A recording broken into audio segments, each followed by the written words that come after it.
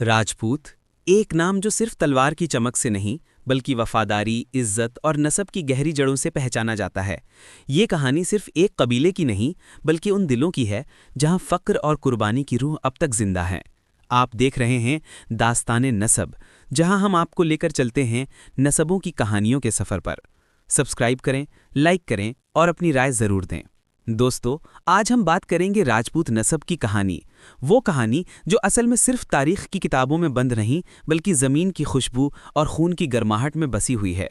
राजपूत लफ्ज़ बना है दो शब्दों से, राज यानी हुकूमत और पुत्र यानी बेटा।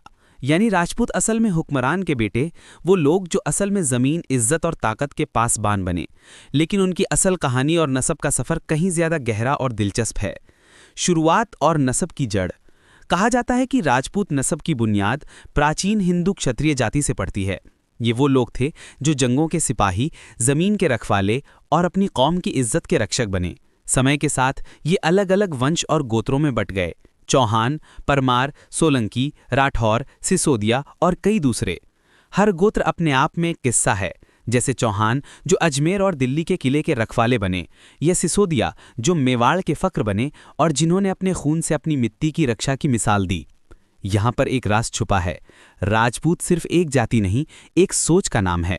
इज्जत, वफादारी और शहादत की सोच।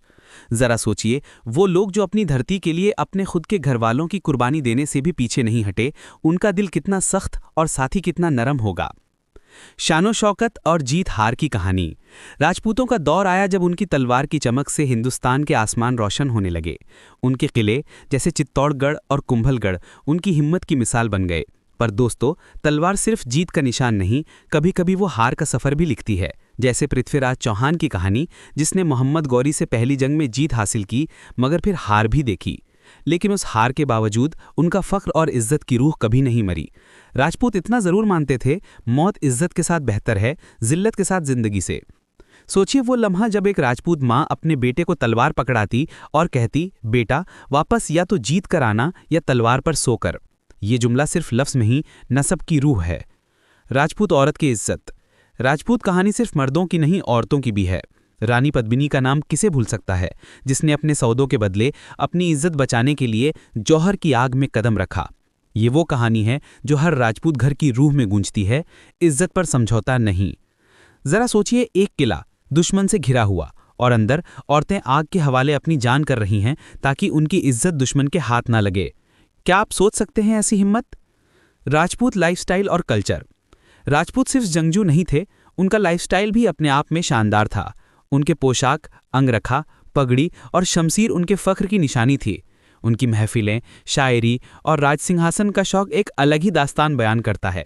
घोड़े और शिकारीबाज ये सिर्फ शौक नहीं, उनकी शान का हिस्सा था। राजपूत की शान उसकी तलवार के साथ साथ उसके घोड़े से भी होती थी। और मेहमान नवाजी, राजपूत घर की एक पहचान। आज भी राजस्थान की गलियों में जब एक राजपूत बारात गुजरती है तो लगता है जैसे तारीख जिंदा होकर चल रही हो। इस्लाम और राजपूत नस्ब। एक और दिलचस्प सफ़र हुआ जब कुछ राजपूत घरानों ने इस्लाम कबूल किया।